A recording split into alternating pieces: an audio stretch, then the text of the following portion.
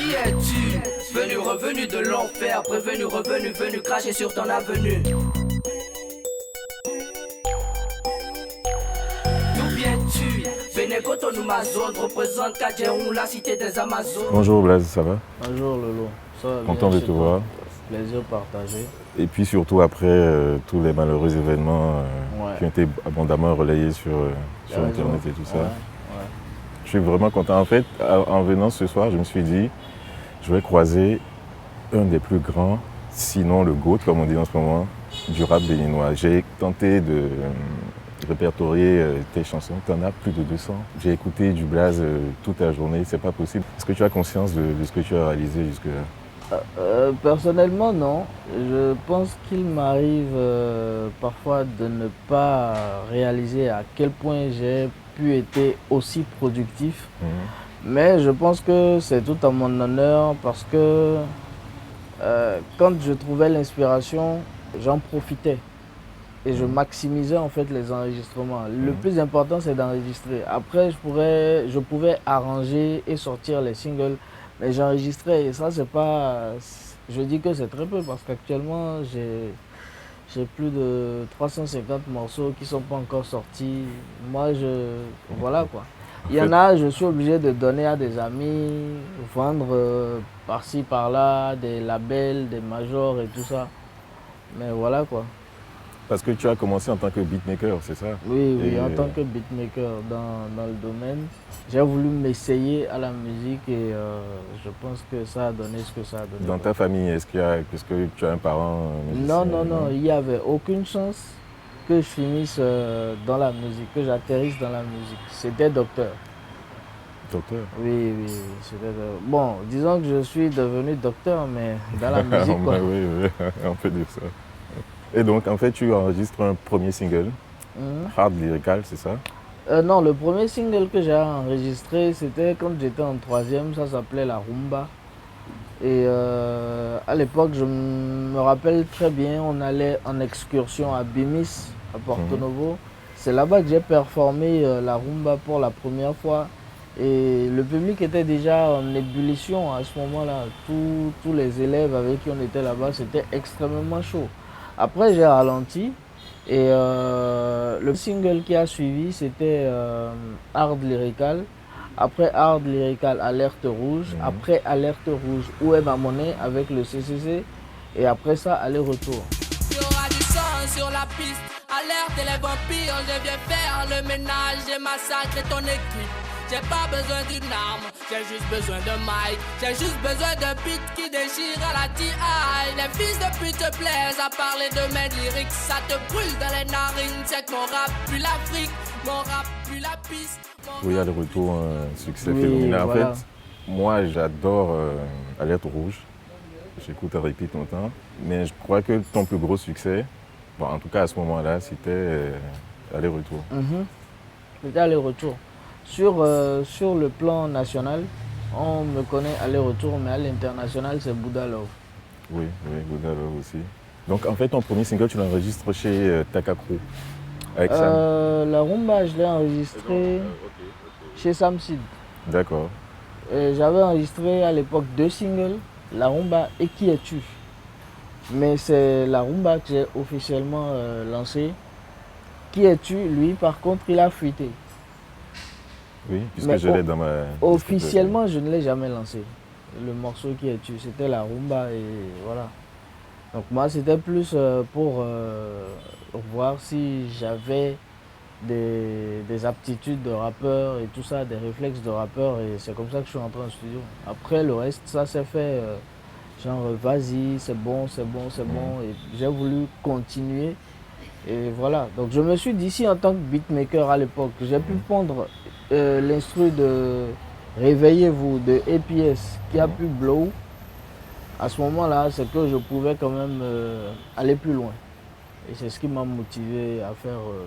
Parce qu'on ne le dit pas assez, mais toi, tu as carrément fait des feats avec presque tous les artistes, hein, tous les rappeurs. En tout cas, il y en a une bonne vingtaine. Bien sûr. Il y en a beaucoup. Il y en a beaucoup. Et moi, je me suis dit que tu as du flair parce qu'au moment où tu as enregistré avec mon coucou DJ, le rap était encore très fermé, très sectaire. Et toi, tu as eu le feeling à ce moment-là déjà d'aller enregistrer à Abidjan avec mon coucou DJ. Aujourd'hui, ça se fait abondamment, mais toi... Bien sûr. Après, moi, je dis qu'il faut avoir de la vision pour faire certaines choses. Et ça ne me dérange absolument pas par rapport à certains risques dans la musique de servir de cobaye.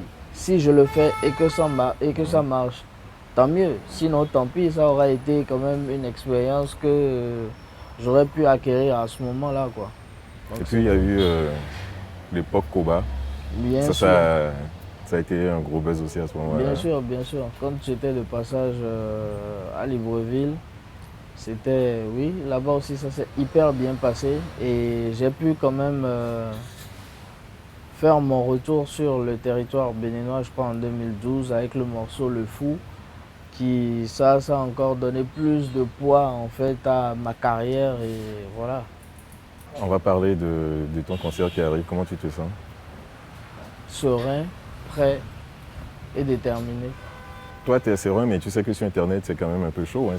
Tes fans, ils sont chauds en ce moment. Hein. Ouais, les fans sont chauds. Le problème, c'est que je pense qu'ils ont compris l'enjeu de cet événement.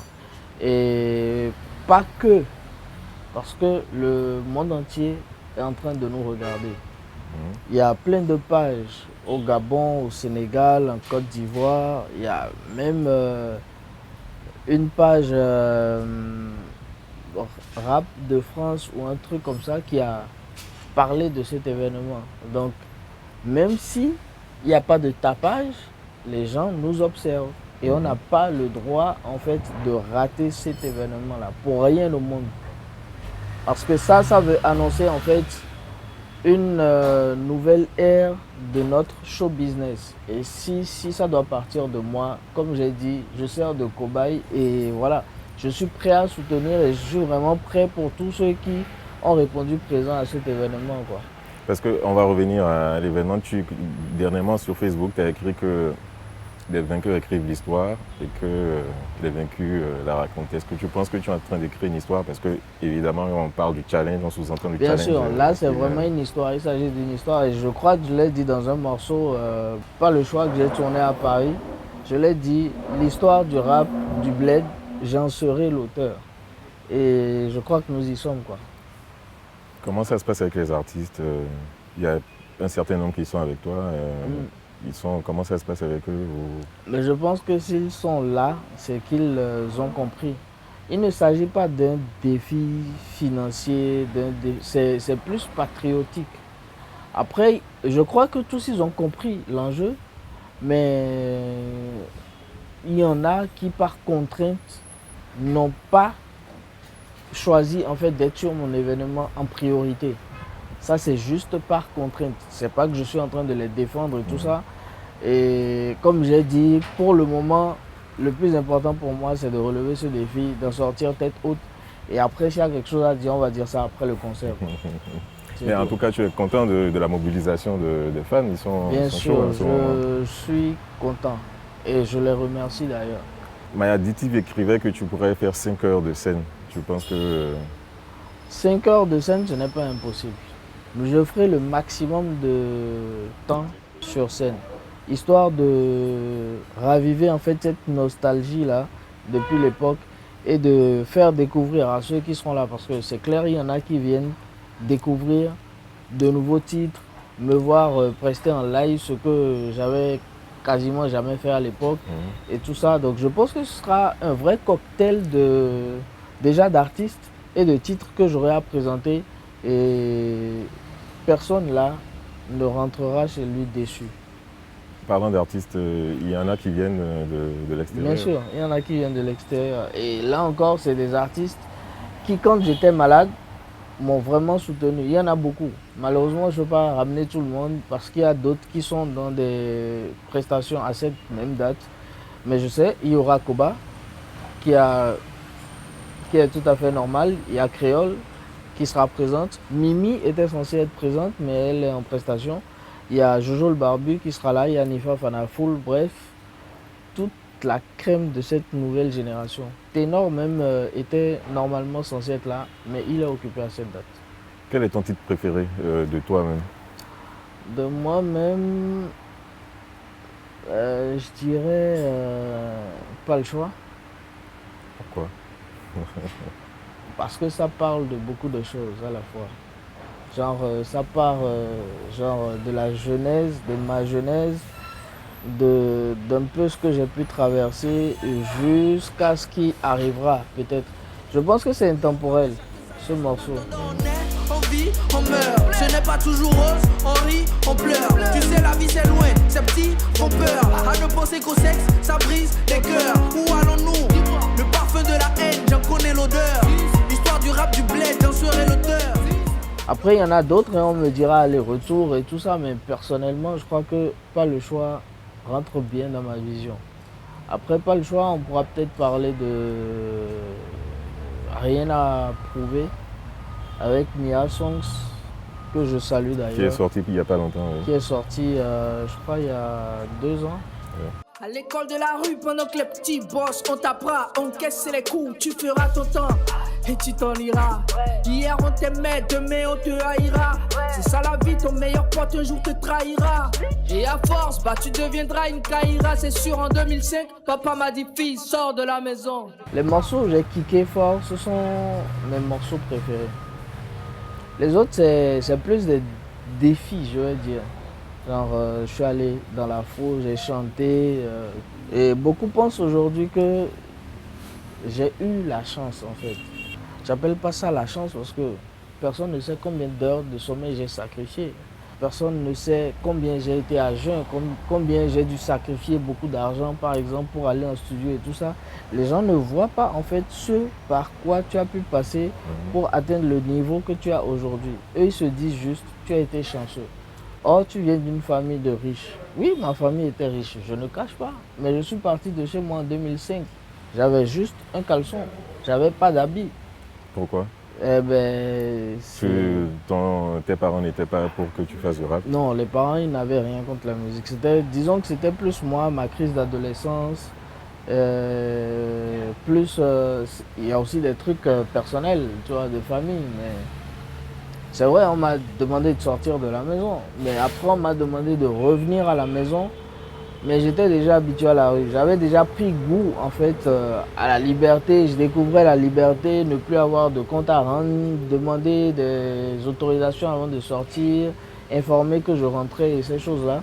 Donc, je ne suis plus reparti à la maison. Mais le truc, c'est que tu as su cultiver quand même pendant longtemps ce côté gangsta là, ce côté rue. Et je crois que c'est ça qui fait que beaucoup de jeunes béninois... Oui, disons que moi, je suis rentré dans la rue à l'époque où, genre, les djabis même, genre les braquages, les vrais djabis, les west et tout ça, quand tu sors, on te déshabille et tout ça là. C'est à ce moment que moi, je suis rentré dans la rue. Après, je vais dire que c'est l'éducation que j'ai reçue qui m'a sauvé. Parce qu'à aucun moment, je ne me suis adonné à l'alcool, à des stupéfiants ou ce genre de choses.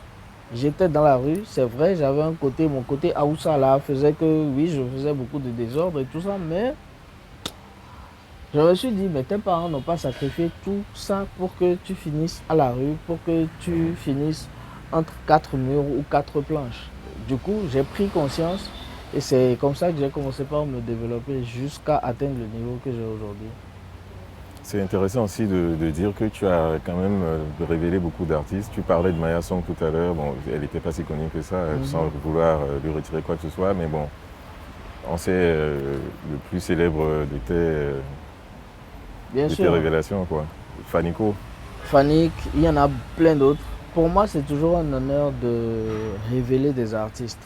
Il y a une question qui revient souvent. Pourquoi est-ce que tu préfères...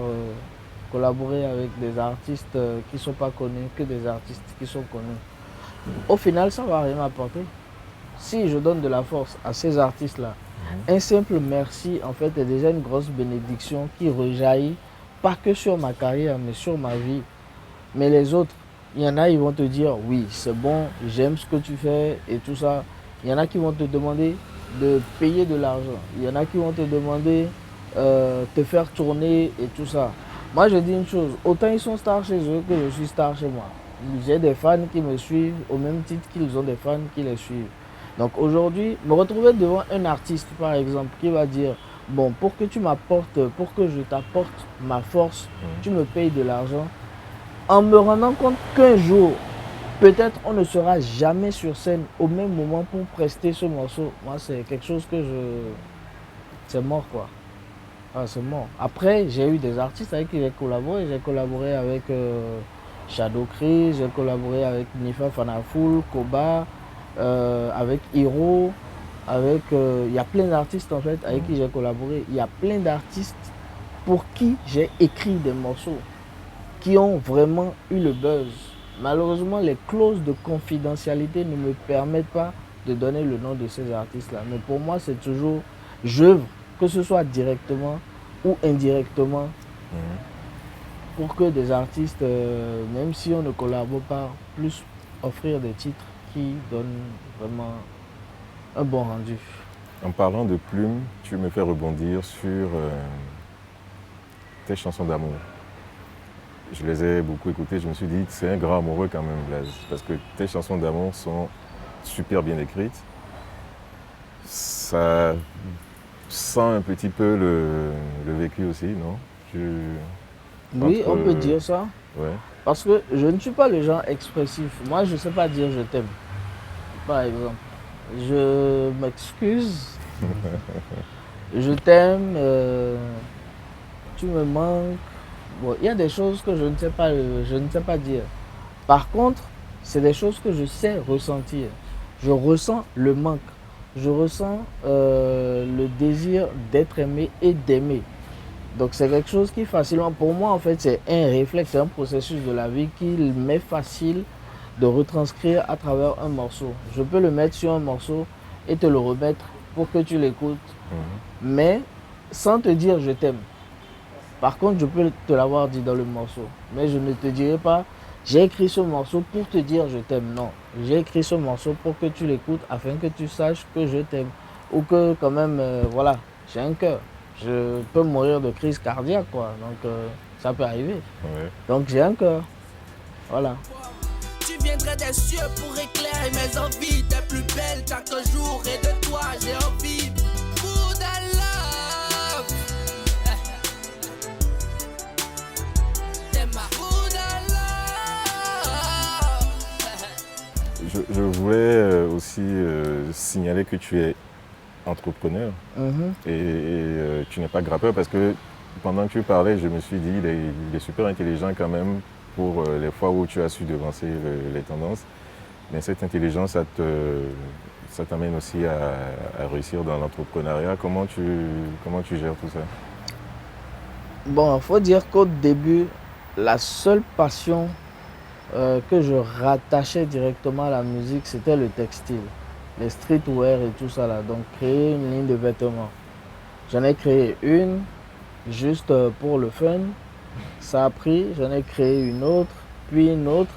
Et cette fois-ci, je me suis dit, bon, il faudrait que j'arrive quand même à viser le long terme.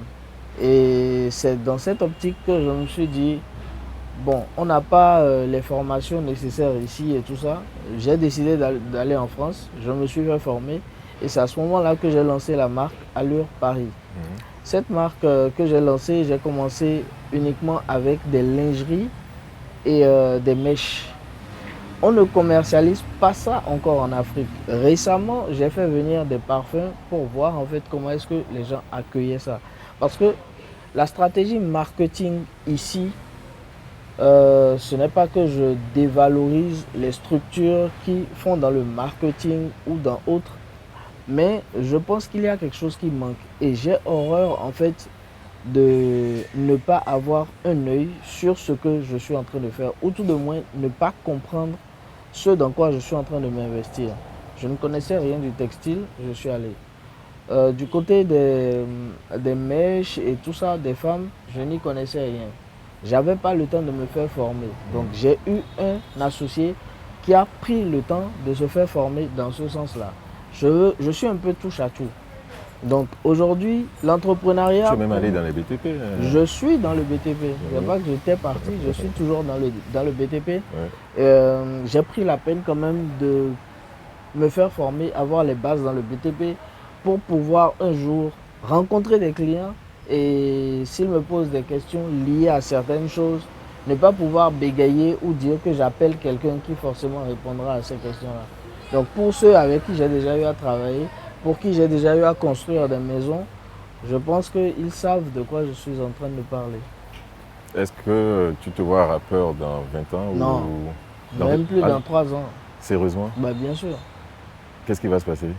Je suis en train de mettre la tête dans quelque chose qui nécessite une concentration qui me fera me déconcentrer ou me déconnecter de la musique pendant un bon moment. Mais ne pouvant pas me déconnecter comme ça du jour au lendemain, ça partira du concert. Après, il y aura des singles que je vais présenter et peut-être un dernier concert pour marquer en fait la fin de ma carrière. Les gens me disent non, il y a des gens qui sont restés jusqu'à 40 ans, 50 ans, mais c'est pas ce que je veux en fait. Tu vois, à un moment, il faut savoir laisser les choses avant que les choses nous laissent elles-mêmes. Et il faut dire que la période par laquelle je suis passé, la maladie, ça m'a fait réfléchir.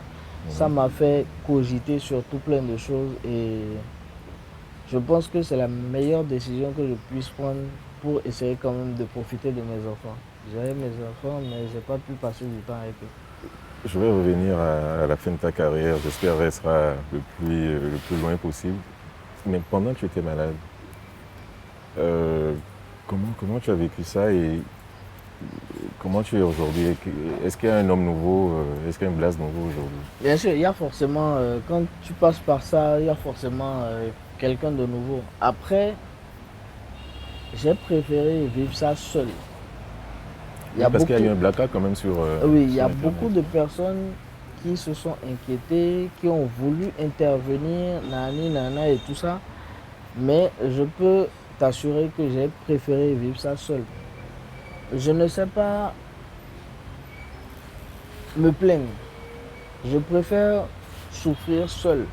Même quand je souffre, je peux être avec toi. Tu ne peux pas savoir ce que j'ai sur le cœur. Peut-être que je suis en train de ressentir ou d'avoir un sentiment d'amertume, un truc qui me fait vraiment mal. Mais je préfère vivre ça seul. Je ne sais pas aller vers quelqu'un, parler et lui exprimer ce qui ne va pas. Ça, je ne sais pas le faire. Donc j'ai préféré vivre ça seul. Mon opération, ma rééducation, plein de choses, j'ai préféré vivre ça seul. Et je suis revenu au moment où j'ai jugé qu'il était important que je manifeste quand même tout ça. Et c'est parce que je ne peux pas aller rencontrer chaque personne, je ne sais pas. Il y a même des ennemis, des gens qui ne m'aiment pas, qui ont prié pour que je sorte de là. Le plus important pour moi, il y a 2 choses que je ne souhaite pas, même à mon ennemi. Il faudrait que mon ennemi ait la santé. Je préfère qu'il soit en santé et qu'on continue de se faire la guerre. Et je ne lui souhaite jamais de perdre un de ses enfants. Parce que ce sont des choses par lesquelles je suis déjà passé. Et je connais la douleur qu'il y a là. Donc pour moi, oui, ça m'a changé. Oui, je suis un homme nouveau. Par contre, il y a un côté qui n'est jamais parti. Je suis extrêmement rancunier. Mais pourquoi? Oui, je paye toujours coup pour coup. Peu importe le temps que ça va prendre, je paye toujours coup pour coup.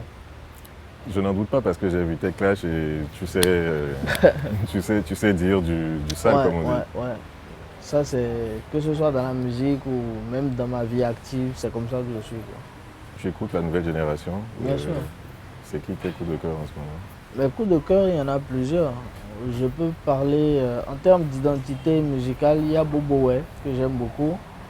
Après, il y a Chris Ba, il y a Charlie T, il y a Vano qui n'est plus à présenter, Togbe qui arrive même à faire que des gens s'expriment sur les réseaux en fond.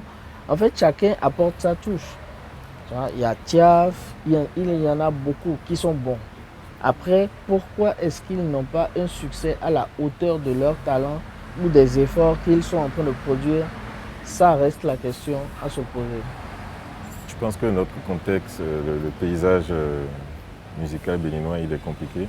Je ne pense pas qu'il soit compliqué parce qu'à un moment, il faut reconnaître qu'en Afrique francophone, le Bénin était quand même numéro 1. Oui. Il y avait le Sénégal à un moment, le Gabon à un moment, le Bénin à un moment. Et aujourd'hui, ça va vite. Ça va vite, on assiste à une vague d'artistes qui n'a pas forcément besoin de faire sujet, verbe, complément avant que ça ne prenne. Et je pense que si les artistes, avec le temps, arrivent ou ont pu, ils ont eu à s'adapter. Aujourd'hui, Vano, il s'adapte. Ça prend. Vano, on sait tout ce qu'il raconte, mais il fait des sons love. Tiaf, c'est pareil. Togbe, c'est pareil. Alors, même s'il dit des conneries, c'est qu'il arrive quand même à concilier les choses. Et aujourd'hui, je pense que la musique va vite. Et quand la musique change, la danse aussi doit changer. Et c'est pour ça que j'appelle ou je souhaiterais plutôt que les artistes, en fonction de la façon dont les choses changent, qu'ils puissent changer également. Avant, on parlait de rap US. À un moment, le rap US, il a totalement disparu. On a commencé par parler de rap français. Aujourd'hui, maintenant, on parle de la musique nigériane en Afrique. Les Nigériens, maintenant, sont fatigués de produire et ils sont en train de se rabattre sur l'Afrique du Sud. C'est comme ça, en fait. Il faut savoir s'adapter. Les Nigériens s'adaptent extrêmement vite. Mais nous, les francophones, on n'arrive pas à suivre le rythme. Parce que ça va vite, quoi. Actuellement, ça va très, très vite. Moi, il y a un truc qui m'a sidéré en écoutant toutes tes chansons, c'est qu'à un moment, tu as fait une chanson sur le sida. Ouais. Je me suis dit, le mec, il a tout compris, en fait. C'est pas que du gangsta, c'est pas que de l'amour, mais c'est aussi de la sensibilisation, c'est aussi de dire aux gens, protégez-vous. Parce que même à la fin, tu le dis très clairement, protégez-vous. Oui, parce que je pense que, étant donné que nous, artistes, à la base, sommes des vecteurs de sensibilisation, il y a certains points sur lesquels je pense qu'il faudrait qu'on attire l'attention. On a beau faire les conneries qu'on veut à un moment, il faut quand même dire, ah, ce point-là, il ne faut pas jouer là-bas. Ici, il ne faut pas jouer. Éducation, sensibilisation pour le VIH et autres maladies, je pense que c'est très important parce que ça existe en fait. On va en venir au point qui m'a presque choqué. Tu arrêtes ta carrière dans combien d'années? Au plus 3 ans. 3 ans. Tu as tout donné. Comme tu disais, tu es dans une de tes chansons. Je suis tellement haut qu'ils me confondent à Dieu. Tu crois que tu es... Pour mes fans, oui, je l'ai dit dans un morceau. Pour certains, je ne suis personne. Pour d'autres, je suis un Dieu. Je pense que je n'ai pas tout donné. J'aurais pu donner plus que ça. Mais mon souci est tel que les artistes, que ce soit ici ou que ce soit ailleurs, ne sont jamais remerciés à leur juste valeur.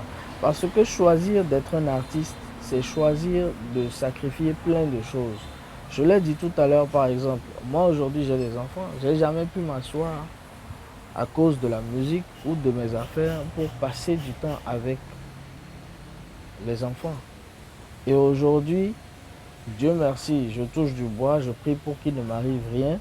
Mais si j'avais eu quelque chose à ce moment-là, j'aurais eu ce regret, je serais parti avec ce regret-là d'avoir pas pu profiter de mes enfants. Aujourd'hui, il y a des gens qui pourraient suivre cette émission et dire c'est faux, c'est faux, c'est faux. Mais non, moi j'ai tellement de rêves, je rêve tellement grand que je prie pour que Dieu m'accorde juste la santé pour que je puisse mettre à disposition de mes enfants de quoi le nécessaire pour ne pas que demain il manque de quelque chose. Je ne souhaiterais pas qu'ils passent par les galères par lesquelles moi j'ai pris. Ça c'est important. Aujourd'hui c'est l'homme, c'est le père, c'est le grand frère, c'est qui est en train de parler. Ce n'est plus l'artiste là. Et puis ça peut inspirer beaucoup de jeunes de ton âge ou même beaucoup Moi, plus âgés. il y a des artistes, dire, ils font ce qu'ils font. Les gars, prenez le maximum d'argent que vous pouvez et préparez l'avenir. Parce qu'ils ne sont pas censés être seuls tous les jours. Il y aura une femme, il y aura un enfant, il y aura des activités, il y aura des charges. Donc les priorités vont changer et tout ça quoi. Mais pour ceux qui ne sont pas encore passés par là, ils ne peuvent pas comprendre.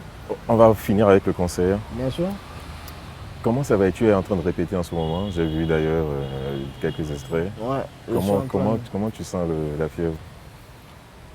Je la sens très très bien, mais je prie pour que ce soit 100 fois plus que ce que je ne ressens sur scène. Parce qu'à ce moment-là, ce sera l'adrénaline, ce sera genre de la nostalgie. Il faudrait que j'arrive à plonger tous ceux qui sont là. Parce qu'à l'époque, quand je sortais aller-retour, je crois que j'avais 19 ans ou 18 ans. Ceux de l'époque aujourd'hui se retrouvent entre 27 et 40 ans. Il faudrait que tout le monde arrive à revivre tous ces moments, tout ce que j'ai pu ramener, tout depuis le début jusqu'à aujourd'hui, quoi. Moi, je veux vraiment ramener les gens loin, qu'ils puissent se dire qu'ils sont venus à Canal Olympia rêver, et à la fois rêver et à la fois vivre leurs rêves, qu'ils puissent repartir extrêmement satisfaits. C'est le concert de ta vie? On peut dire ça. Parce que là, je donne tout. Je donne absolument tout. Aux côtés de beaucoup d'autres Bien sûr. Artistes béninois et même étrangers. Bien sûr. On te souhaite vraiment bonne chance. Merci beaucoup. Tout se passera bien et Inch'Allah. On refera une autre émission après pour Il n'y a pas de kiffer. problème. À tout moment. Merci Baz. Merci bien.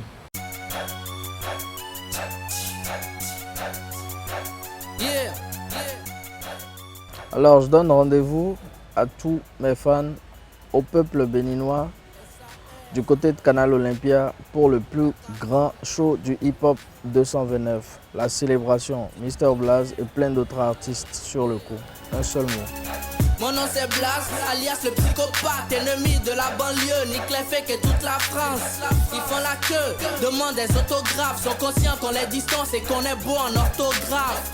On chromatise, tu connais la devise, fils de flaque, je représente sur les ondes radioactives. Trop phénoménal.